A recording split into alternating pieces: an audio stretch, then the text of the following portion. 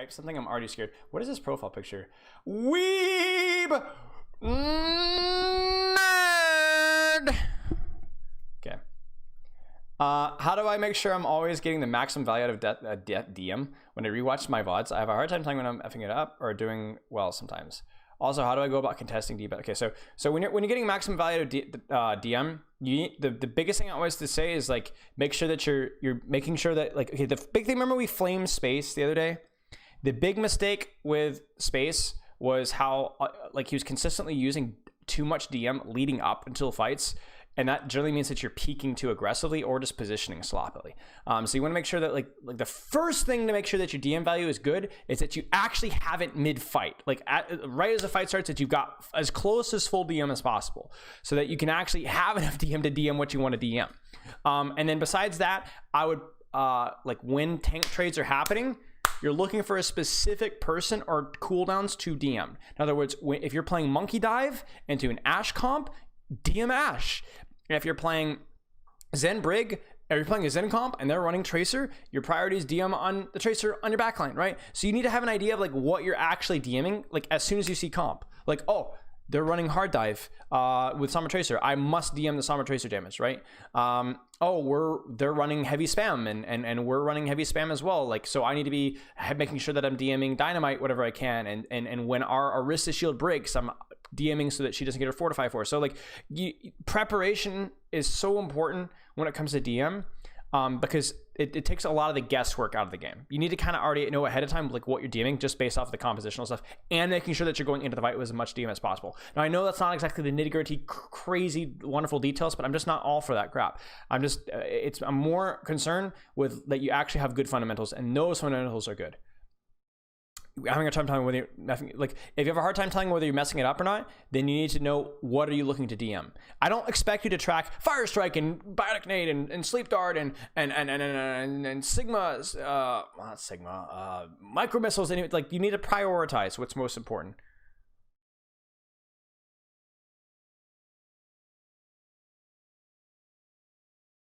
In Rushmere, you tell me, what do you need? Who are you matrixing? What are you matrixing in Rushmere? By the way, Neapolitan, what rank are you? Because that's gonna change how I answer this question.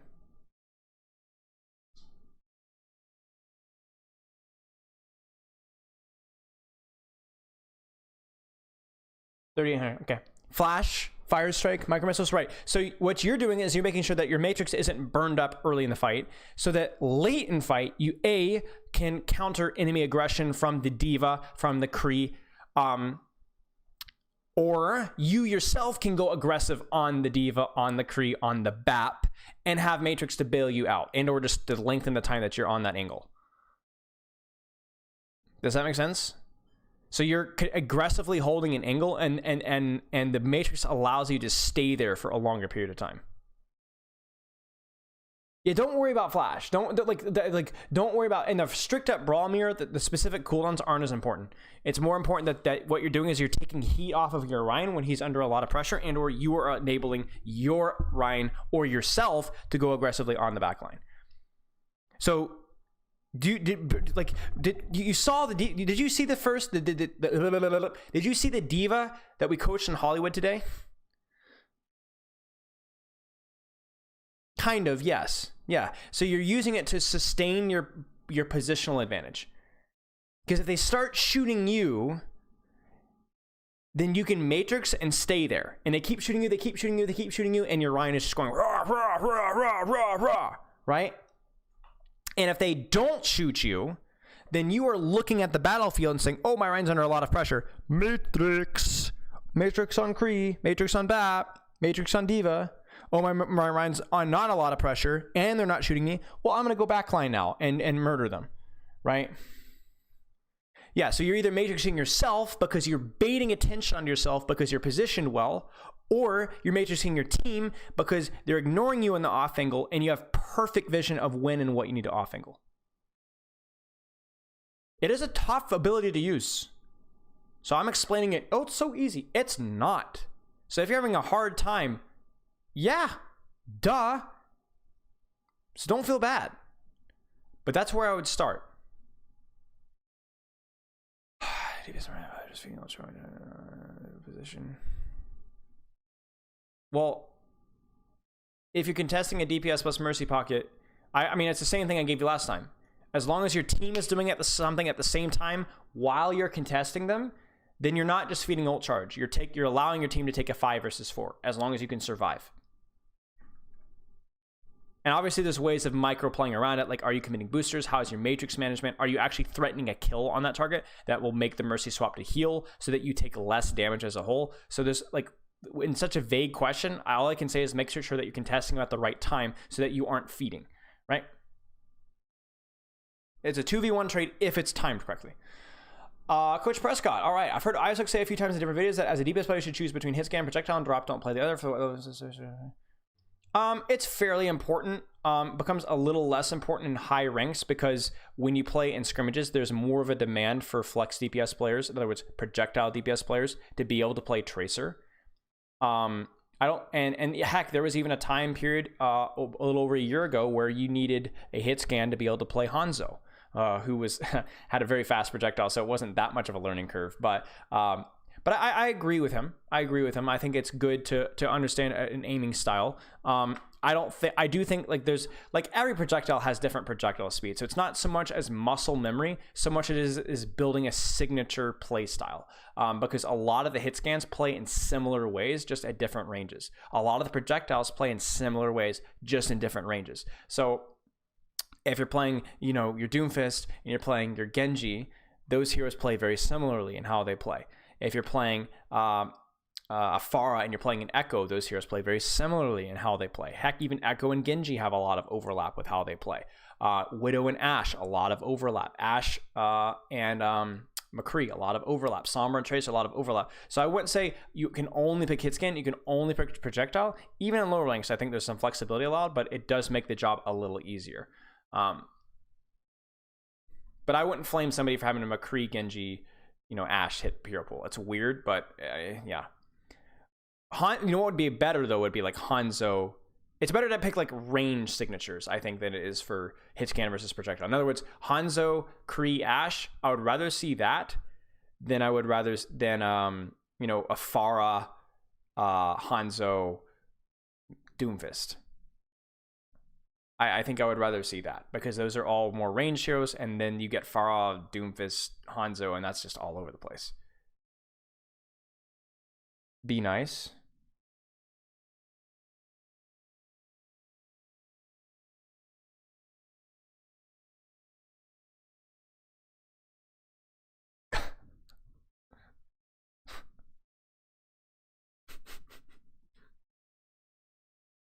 Hey guys, Neapolitan with the anime profile picture, the anime profile picture, girl picture. He's not a weeb. He's a nice guy. There's your cashing in the be nice points. Okay. How can I improve my awareness? Is it constantly just remind myself to be always looking around, being vigilant? Sure. Like you can have little timers that go off every 60 seconds to remind yourself to be vigilant. It could be a habit that you get into at the start of every team fight. You do a little bit of a quick 180. There's a lot of different ways of working at it. The same thing that you work on anything else. You specifically target it and you work at it. I'm not looking up Neapolitan. Not right now. Yeah, the weeb. How do pros play so much comp without letting losses get to them? Like when I lose a game, my mental goes down, keeps worsening the more I lose, regardless of the when I lose. Pros and just don't care about winning or losing. So part of it is that maybe they're mental when it comes to the game. They've played the game so much they don't like, there's a lot less stress when it comes to winning or losing games. But the other thing as well is that I was actually talking about this with Backbone the other day, or in Connor, actually I was talking about this with Connor in chat, is pros scrim a lot. And by the time they get to ranked, they just simply can't care about ranked. They're there to just have a good time and just train mechanics. And, if pros really cared about ranked in the season, can you imagine the mental stress? And some pros do, by the way. Some pros do. How would their mental go, do you think? How do you think they're mental? You've been stressing and focusing all day long in scrims and reviews, and then you go and stress and care in ranked? Are you kidding me? Do you know what that's gonna do to your mental? So they just don't care because they can't. They just can't. They'd burn out even faster. Exactly. You know, a lot of pros play a lot of ranked, but if they start really caring, for example, Violet, you get toxic, you get tilted, you get boomed, right? Just play the game, just chill, you know? Just play for mechanics and just for some reps, you know? And you need to kind of, so what I'm saying to you is that there's a reason why they do it. And then what you need to be doing better is you need to be giving yourself goals to work on and approaching it that way. Because again, it's easier said than done. But this, to be honest, dude, you need to, if you really want to play Overwatch, you need to solve this. You need to work at this. This needs to be an active goal of yours, not getting better at Hanzo or no, this needs to be fixed. Because if you're losing a game and your mental goes down and keeps getting the worse and more you lose, whoa, you got to fix that. We got to work at that. We got to work at that. And I could help a little bit with that, but I think it's more important that you do your own research. There's a lot of great books, a lot of great things, YouTube videos that you could take notes on and actively train. Oh, okay. How much do you think confirmation bias plays a part in what post gets upvoted and which one gets ignored in Overwatch University? There's been some great rides that have been posted in the Discord that's just to give it. Oh my goals, I mean, to be honest, you have to know how to phrase things to get people to like them. So even though I wrote big write-ups, I wrote it as in, so-and-so mains, do something simple. Here are some visual examples. Bold, big concepts and topics. Hey there, hi there, ho there, flashy, handing out ice cream cones. And I've gotten shorter the more and more I've written to like where I'm writing under 1,000 words, right? So even though I'm like writing decent stuff, like I'm not like posting clickbait, it is visually more appealing and eye-grabbing, right? And then also, and because the first couple of ones have done well, I've gotten more followers. I get more followers in Reddit. I get more people checking out my posts. I get people in my Discord checking it out. I get people going, oh yeah, I know that guy. He wrote that one good post. I'll upvote this one, right? So Seacon, I do on-stream non-roast reviews as well now. There's a non-roast tough love option.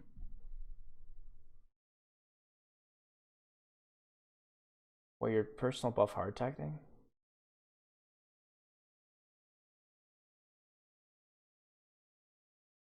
Okay, but yeah, a lot of it is just like I wrote good write-ups and I made them very visually appealing.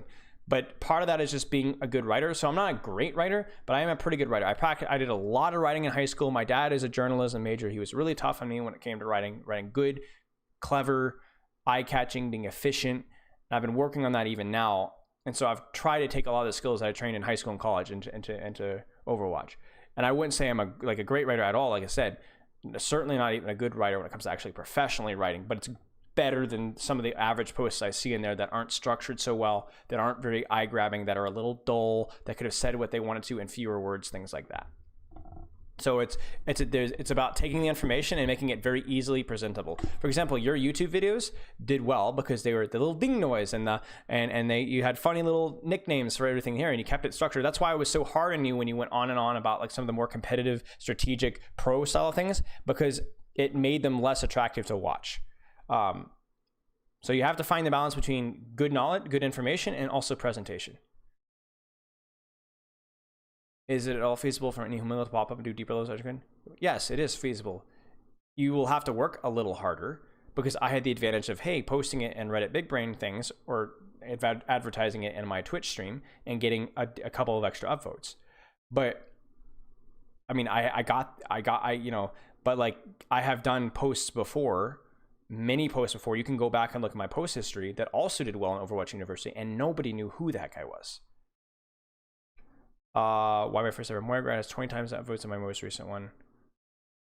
I mean, in general, I think new and fresh things are attractive, but people kind of get worn out on the stale. So that's one concept. The other thing is that I think educational content in Overwatch isn't doing super hot right now. It's doing okay, but it's not doing super hot right now, which is a tragedy because I think this is the golden age of educational Overwatch. We've got Hayes, we've got Natter, we've got Temporal, we've got myself, we've got Connor in chat who's also doing a little bit of thing. I've seen a lot of other videos from other people who are doing good videos. I know I'm leaving people out, and I hope I can't remember everybody.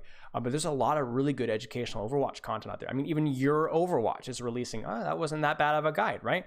But right now, Overwatch is kind of in a lull right now, casually. And casual viewers are more likely the people to be clicking on your stuff.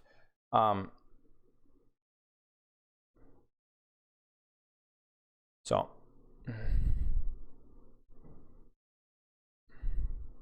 how do one be mental coach? Oh, with Ex Oblivione? I mean, I don't know what the traditional terminology was with mental coach. I'm just there to make sure the team doesn't boom, the team stays cohesive, to help out with VOD reviews. So I'm coaching a couple players, I won't say who, one-on-one. I'm showing up a couple scrim blocks, making sure everybody's working hard and focused, and that's basically it. My impact on the team is it's there, but it's not like, all right, guys, let's sit down and have a mental session. It's more along the lines of like, let's make sure team doesn't boom, the team has a goal, and that we're dealing with drama in the best way that we possibly can, which I've done a little bit of even in the last couple of weeks.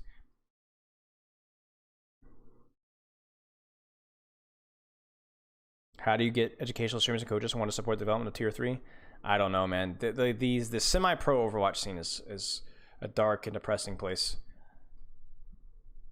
Spilo SMR would boost your mental. Okay, I'm sure this has been covered before, so if it has been, will the double, if it is, how does it fundamentally work? Is it just die with Zarya over Diva? If so, why do we opt for Zarya? So it's basically just die with Zarya over Diva. Yes, it's die with Zarya over Diva with a backline that plays a little bit more like Brawl. In other words, instead of having a dive backline that can stand a million miles away and supports you with Zenyatta orbs and Brig packs, they are going to try and push a little bit more aggressively with the Zarya so that you can get more value out of your on a nade, because it's hard to launch on a nade across the map. It's much easier to get close. And because Zarya obviously does a lot more up close as well. And if you can get, your Inspire proc, even better. So you're playing a little more aggressively with your backline when you do dive. You opt for the Zarya because Zarya provides bubble that allows your monkey to play the game. Without bubble, Winston cannot play against Brig because he gets whip-shotted and bashed over and over and over and over and over again. It also provides some counterplay versus anti-nade as well. So people were saying, hey, Ana, Brig, Winston, Sombra, Tracer, we like that, but our Diva keeps getting whip-shotted, our Winston keeps getting whip-shotted. We can't ever dive backline because our Diva really struggles against Brig as well because she can get bashed as well, and she doesn't want to be shooting shield. Zarya is a little bit higher damage, so like, how don't we play like more of a brawly style dive with our backline more aggressive, and with the Zarya bubble that actually allows our Winston to actually jump and kill an Ana Brig. And that's why we have the Zarya. Not to mention Grav being a really strong ultimate. Now, obviously, Zarya struggles getting charged in that comp sometimes. She also sometimes struggles to follow up on dives. Like, you have to try and chase down without speed. So it can be a little tricky to play Zarya, and sometimes that's why you don't always see Zarya being played, but that's fundamentally why it was played. What is Zarya's job aside from bubbling monkey engage? Building charge whenever she can, peeling off, like looking to apply, really it's looking to apply pressure with her backline when she can. Bubble your Winston, build charge, bubble yourself, build charge, and then win your monkey, Sombra, Tracer, Echo, whatever, do hard commit. You do want to be pressing W, closing the space so that you guys can provide value once you hard commit.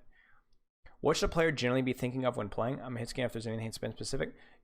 Where should I be playing? I honestly think positioning is so important that you should be thinking about it almost all the time. Where should I be playing? And the composition and the hero that I'm playing on this map, always. Bubble also better than DM for most CCs. Yeah, the bash and the whip shot. Yeah. If one was about to go start coaching, or would you start by like, or it seems like in the things. I would start with a baseline, start working on my communicational and leadership skills. Look up some YouTube videos on how to good coaching communication, or good teaching communication, or good leadership and communication. There's a couple of recommended books that I would look into. Let's do it this way. I would find a coach that you're interested and you respect, and look up a book and then take some notes, right? But also find some basic leadership, basic coaching, basic teaching, fundamental resources, just a couple YouTube videos, take some notes, and then go out there. Go find a plat team, start working with them. Follow Temporals, watch Temporals YouTube videos. Watch Natter. Natter's got some good content as well. And take some notes on like the fundamentals and just start from there. There is no shortcuts. There is no just like watch this. Coach Sexy, SEKSI. Has some good videos as well. You can look up Coach Sexy Overwatch on YouTube. He's retired, has been for a while, to my knowledge, but he's got some helpful videos as well getting into Overwatch, and I'd recommend those as well. Are you Lowkey coaching host? No, unfortunately not. Spoilers ahead from the Chengdu versus Shanghai game on Eichenwald. Spoilers, guys. Spoilers. Overwatch League spoiler. Although Chengdu had a Torb thrown in the mix, is that actually a viable strat way to play versus a brawl comp as a dive comp? Holding at choke, playing the little room with the mini rotating room. I'm sorry. What is this rotating room?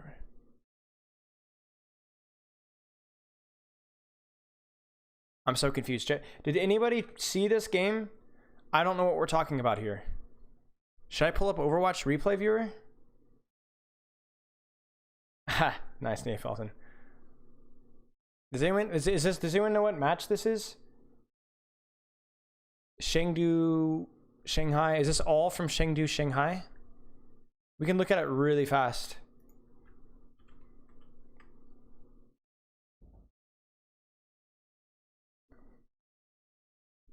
Okay.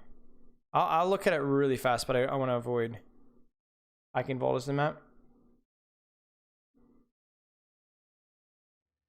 I mean, I don't think it classifies as spoilers at this point in the game. I gave the warning.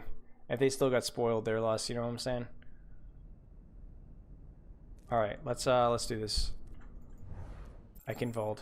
So the question was about play versus brawl as a dive comp. So they play it with a Torb. Yo. That's hilarious.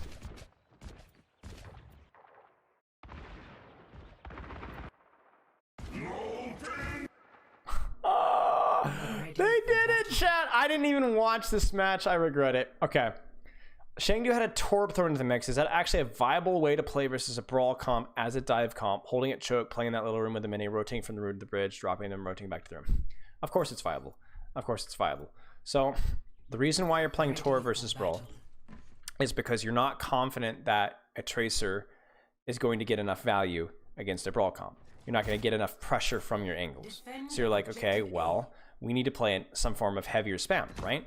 So we're basically playing, I mean, really you're playing brawl spam, like your brawl dive here, because you're playing, this is essentially just brawl. That's all it is. But the reason why you might play a Torb is, first off, it could be a hero strength, right? But also because it is a hero that does a lot of damage, that is difficult to run on, and it has some mobility with E. He can move faster with E. So it actually looks like this is a counter comp to dive, not brawl. 5, 4, 3, 2, 1. So do you see what the dragons roll out on? Defend objective A. The dragons are likely, like, chat, does anyone know what the dragon comps the dragon play? Does anyone know what the comp? Yeah, see, look. Dragons are playing Ball Diva. So this is not to beat brawl. This is to beat Ball Diva. So that explains the monkey Zarya goofiness, right? The Recree Torb. There's win conditions into brawl, but it's not designed to beat brawl. It's designed to be dive. It's designed to be dive. So when they see, hey, this comp has Brig and Ana and Kree and Torb, we don't want to play dive into that. That's going to be rough, right? Who do we dive? We're going to be a million CC, a million spam, a million angles, all that kind of stuff. So they say, screw it, we go brawl. And what happens is hunters who I'm sure have already played into brawl with this composition, because this comp forces you to play brawl, because it's very hard to dive. And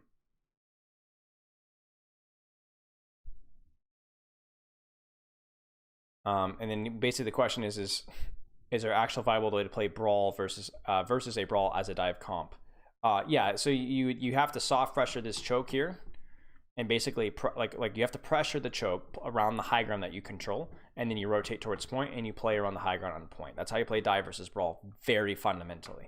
And the question is after more traditional hold, from Shanghai's POV, if they still wanted to play rush, what could they have done differently? Well, let's look at this. We can get a quick TLDR, right?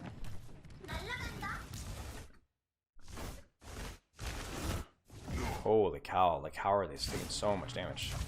Void cannot let. So they're playing very aggressively around their positioning. Look at how aggressive they're playing here.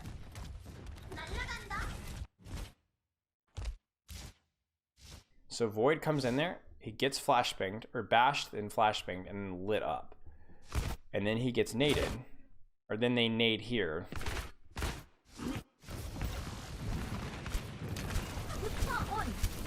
And they're all 1 HP and they never even they just get annihilated. So the mistake here is that dragons don't have to rush this rotation. Dragons don't need to rush this rotation. Brawl doesn't have to rush into dive. You can rush when you see an opportunity, but all they need to do here right now is peek out here, shoot Torb a little bit, peek out here. Where's Monkey? Where's Monkey? Where are they? Okay, where? Okay, shoot the Monkey a little bit, force the Monkey to jump, and then you can push. You don't need to rush this. This is an instant rotation, and what this means is this Winston is allowed to cleave for free. I'm sorry, that should not happen. It should not be acceptable for Gaga to be able to just walk through here and do what he does there. Look at Jinmu as well. How is Jinmu allowed to just spam for free here? Why doesn't he get shot at all?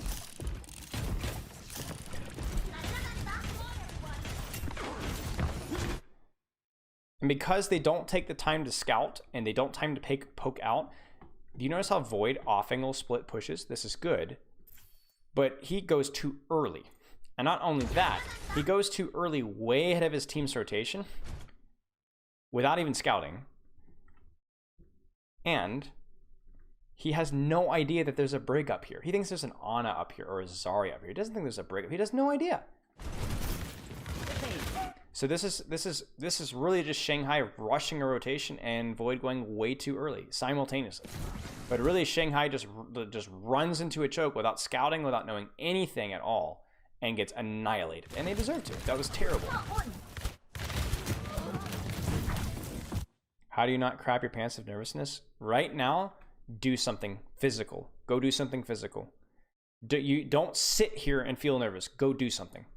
Goodbye. Been nice having you in stream. Good luck in your match.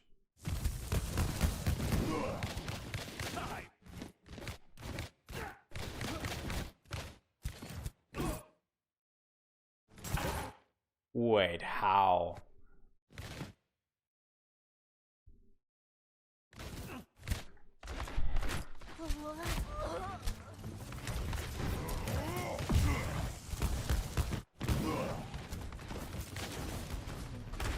How, chat?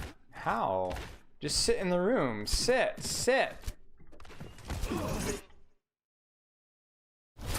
Oh my gosh. I mean, that's just goofy, man. Like, that's just a goofy play.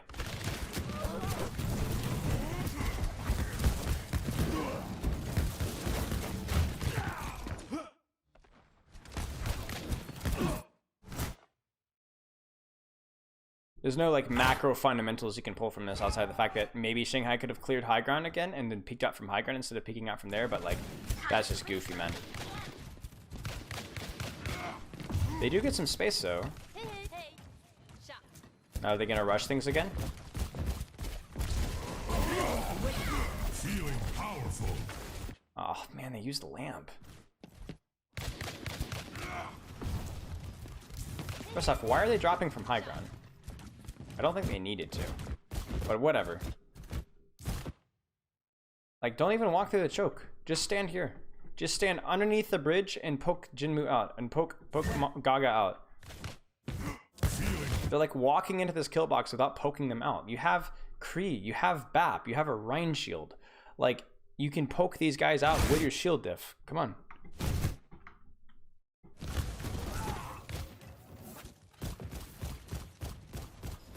Are they gonna rush it again? And to be perfectly honest, I don't even think Reaper was necessary either. I think you could have mirrored Torb Kree here and done just fine, but Reaper's fine, I guess, but like, that's just funny flank. Nobody's watching that. And now Shanghai is gonna get like a snowball because Haunter's OP ults, because their ults are way better than Dragons. Window's not gonna do jack here. Death Blossom's not gonna do jack. High Noon's not gonna do jack. Shatter might do something. Again, rushing the rotation. Like, you just can't do this.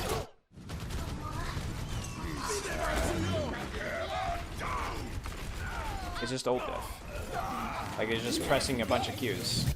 Wasting that bomb as well. And he gets demec'd.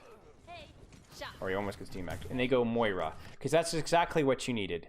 Is because we're feeding on our rotations and rushing our rotations, we should go a hero that rotates faster. That's not going to help. You should not be rushing your rotations. You should be peeking, baiting, spamming, and then rotate. Force an advantage. You don't walk into a kill box. This is where hunters are going to kill you. You need to get rid of these angles before you rotate. Hey, thank you, Aiden. Appreciate the sub, mate. 60 seconds. Yes. Yes, now shoot, shoot. Shoot, though. Shoot. Shoot. I mean, they just don't have any ults now. And there's the primal. Good. Kite. Aw, come on. Man, if we had lamp or a gun, because the problem here is now that there's an even less of a win condition for us to poke out before you rotate, because you've gone off of BAP to a hero that does no damage and that has low sustain and has no lamp. Like so now Shanghai is actually playing this relatively smart, right? If a little bit indecisive, but you went to a fundamentally worse hero for that win condition. That's like saying, guys, I got up way too early. I need to sleep in tomorrow, so I'm gonna make sure to get plenty of sleep tomorrow. So you set the alarm for 9 o'clock, but then you sleep out. You sleep out in a tent in the middle of the woods where the birds wake you up at 6 a.m. Oh, I set my alarm for 9 a.m. But yeah, but you're gonna wake up at 6 anyway because if you change your sleeping condition, like 60 seconds. That wasn't my best analogy. But the idea is that like they made the proper adjustment, but then they swapped a hero that completely counters that adjustment that they'd want to do. It's like they were trying to if you're playing the Moira, just go Mei and just run in here and screw the rotation with like Mei walling and just rushing in. And the one reason why you play Moira to survive, ironically, is why you die. Like you play Moira. Moira is just atrocious. 30 seconds remaining. And no ults. Still no ults. Nothing. Funny rotate. I mean, that's how you play it if you're gonna play Reaper Moira. But in which case, why the heck are you in Kree? And they just get smashed. Sorry, I've been gone for a while. Hey, Ventor. Now after graduating from college, but I've still been keeping Cheers, an mate. eye on Yeah, no worries. Good to see. Good to see you. I appreciate the sub, mate. Congrats, congrats on graduating from college, though. That's awesome.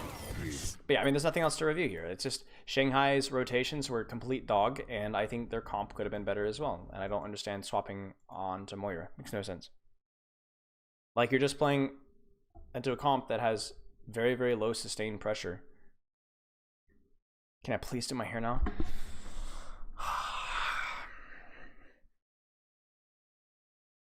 We good? Are you good?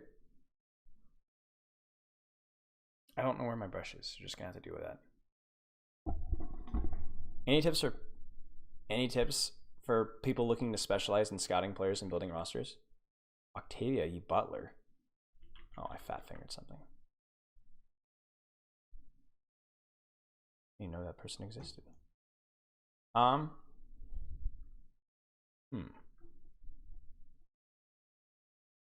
would start by honestly, scouting players is difficult. You have to know a lot of, but you need to understand like a lot more about like what each hero needs to be doing, like the basics of each hero, and find individuals that are good at that.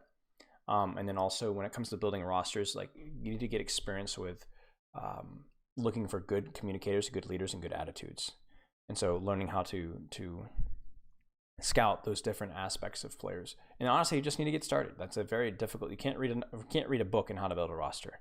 You just need to go out and do it, and give yourself feedback on what you need to be doing better. Tips on how to deal with a pharmacy that times the offing engagement well with your team. Anticipate, and counter.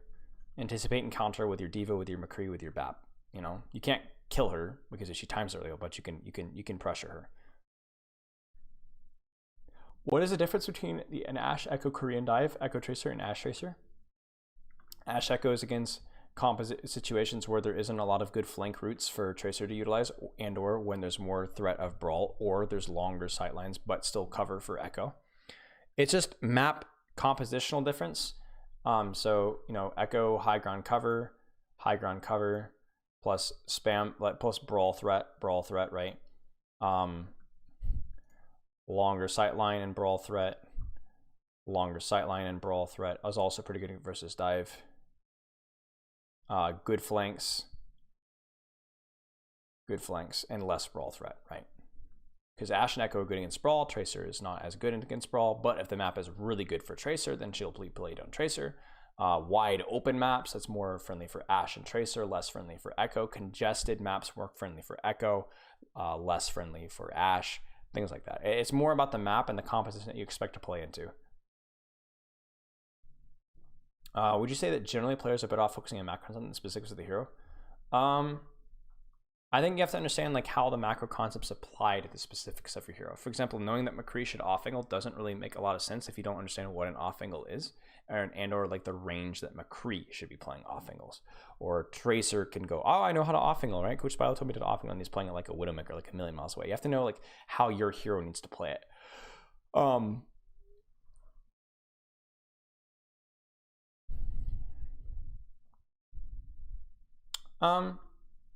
Because the problem with the micro is I feel like a lot of the micro things are things that you pick up without even trying, that you just pick them up just from playing the game.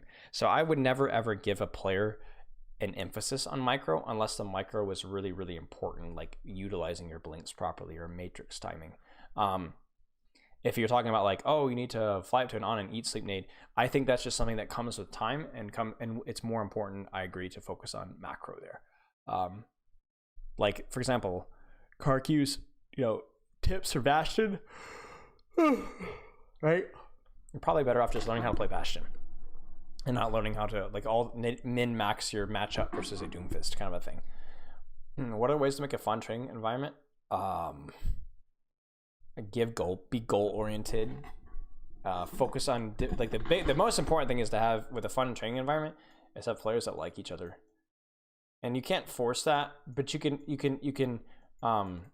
make sure that you snuff out any drama, that your typing players talk with each other, that they're keeping you in the loop with what the issues are. So the way to make a fun training environment is to set a learning improvement, focus on improvement, make sure that you're a positive person in their life, and that when there's any drama, any crap, that you deal with it directly and you prioritize in fixing that issue. Easier said than done. And obviously I'm not going to be able to go into detail on how to do all that because that's a long topic, but you need to make sure that players not necessarily are best friends, but they enjoy training with each other to an extent. And that's the first step for a fun training environment. You know, don't hire a clown, you know, don't get a big bouncy house and get cake. Instead, just make sure the players don't hate each other's guts, because if they do, you need to figure out why, and you need to just get that sorted out. What kind of theory can you do before you play? Go watch a VOD review? I mean, I guess so. I much rather prefer to, you know, do a little bit of prep review, you know, if I'm training, you know, and then I'm going to play. And then, like, for example, the challenge of the week you guys saw in the challenge of the week, right? Is you play and then you do like while you're in queue, do like a minute or two of review, like watch a team fight or two. And you're like, oh, that's why that went wrong. Okay, you know, go next and go on and go there and go on there and go on from there, you know. But give yourself like little bits of feedback as you go. I think feedback is best applied when it's frequent. When it's frequent and it's little tidbits or just little reminders, right? Who's my favorite gust expert? Scotty. Because Scotty was the Zenyatta, the barely GM Zenyatta, who was my first guest expert way back in the day. We coached I believe, platinum or gold Zenyatta on Hollywood. And he sat there for an hour and was GM and was really smart and taught me a lot about Zenyatta. So I learned a lot from Scotty. I don't even know if Scotty's playing the game anymore. I have no idea where or what he is and what's going on. I haven't talked to him in literally years. So, how do you feel about Jeff Kaplan leaving the dev team? Here's how I feel about the Jeff Kaplan leaving the dev team.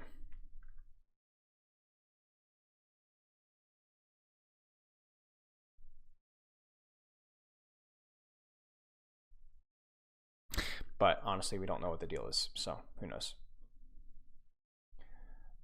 I'm not gonna be like some of these YouTube channels like Overwatch is officially dead. This is the writing. I mean, who knows? Maybe it's terrible news, but we just don't know. So like, I'm not gonna sit here and worry about it. do a couple more. This is a question that'll probably take a whole video to answer. Oh, I love that. I know you like to break down things in fundamentals. How do you fundamentally play getting game Overwatch?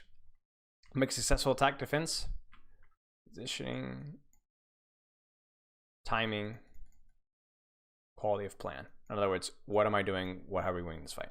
There's your fundamentals of Overwatch. And positioning is broken up into angle control, angles / map control,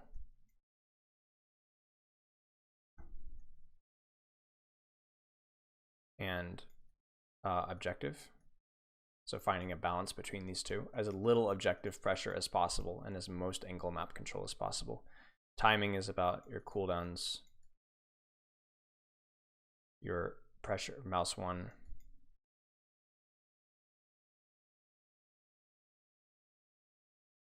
and just simply your presence, right? And plan is what we do and where and when. But I'm not gonna be able to answer that more than that. Can you explain what's happening at 15:04? The Shock Outlaws Blizzard World VOD. Why does the poke phase stay so long? What is the Outlaws trigger? Mentioned like the McCree can play close with the rest of the team, where the Hanzo is not as tanky as McCree would be. Jungkook managed at least to keep the Earth Shatter from that previous fight. Super almost has another one though, so that ultimate difference may not really be a factor in the end. Now the Outlaws are a little bit stymied. Honestly, they're looking for another way in, and right now it might just be... It's pretty easy. They're not willing to rotate through this choke. Well, Shock is not willing to pull the trigger because they haven't walked into their kill box, right? They haven't actually walked past the choke, so there's no point for them using High Noon or Window because they just get kited, right? And Outlaws are not willing to walk through the choke until they have their beat, because what they're going to do is they're going to bomb in, and then if we see counter of any of these ultimates, they want to beat and just keep running. So that's what we see here. Jungkook managed to really be a factor in the end. So watch when they press W. Wait for it. Wait for it. Wait for it. Looking for another Now way they press in, and W. right now it might just be... See? Try and find a pick with this. May wall up instantly. Oh, that's a disaster. And they don't even need to beat it because they got 2. Left, they got both go down. So yeah, that's why it takes so long. What has triggered you the most about a player? For me, just watching a very talented player would just sit and waste away for no reason other than willingness to put in the effort. I mean, you also have to understand that some players just want to play the game for fun. Like, there's a difference between a lazy player and a player that just doesn't want to put in the work because they don't love Overwatch that much. Like, I would be a very lazy piano player because I just don't give a rip about piano. So maybe they're playing it because they're enjoying, they want to have the college experience and they like Overwatch, but they don't love it, right? But that being said, that is absolutely that is a big thing. I think the most triggering experience for me is a player, probably a similar situation, a player that really says he loves the game and just is very lazy or very undisciplined. Yeah, that's a very triggering thing for sure.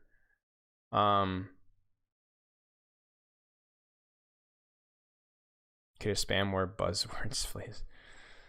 When is the best time to off angle as D.Va or Reinhardt? Zarya versus Ryan, when your Ryan actually engages. Like when your Ryan engages.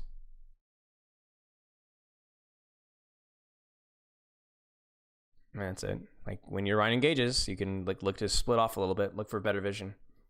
Currently I play 3 heroes on a regular basis. Is it worth it to branch out to more heroes or hone the skills in 3 main heroes? That's a freaking weird hero pool. I would probably drop the Hog.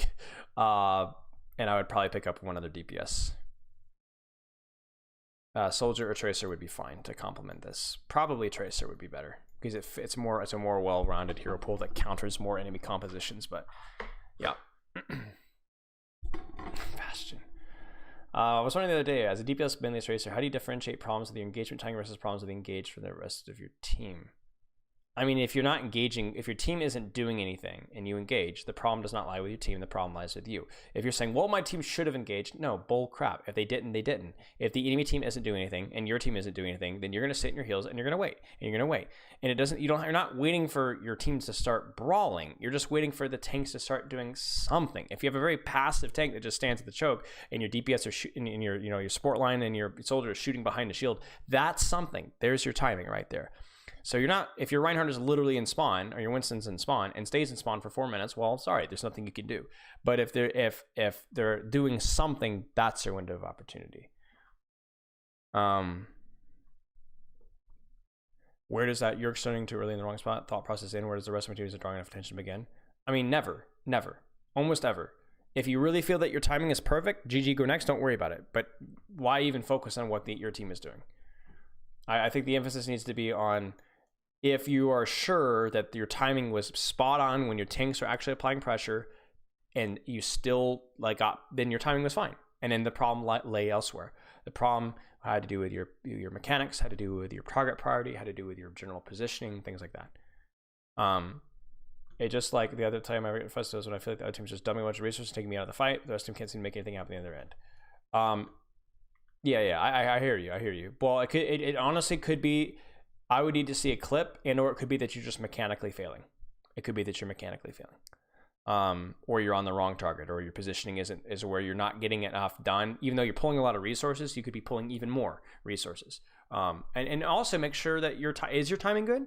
Is it that your Reinhardt is like stabilizing and maybe he would have pushed in 3 seconds if you just waited?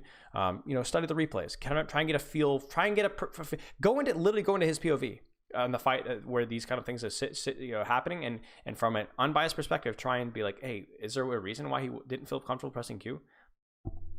So, when is the Stormcore Productions merch coming out? I don't know. We'll see.